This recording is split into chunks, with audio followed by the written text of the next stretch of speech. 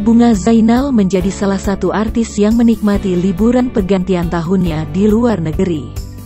Dalam momen liburan kali ini, Bunga Zainal memboyong Sukdev Singh dan kedua anaknya. Keluarga pasangan ini memilih Amerika Serikat sebagai tujuan liburannya. Saat sedang asyik menikmati liburan, Bunga Zainal justru mendapat komentar negatif tentang dirinya. Bunga Zainal dicibir menghambur-hamburkan uang suami lantaran terlalu lama berlibur ke luar negeri.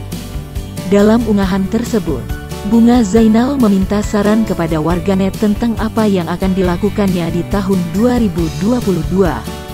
Namun, seorang warganet justru memintanya segera pulang agar tak menghabiskan uang sang suami. Selain itu, Bunga juga menegaskan lebih baik ia yang menghabiskan uang Sukdev Singh ketimbang wanita lain. "Bagus gue yang habisin daripada cewek lain, hahaha," tulisnya.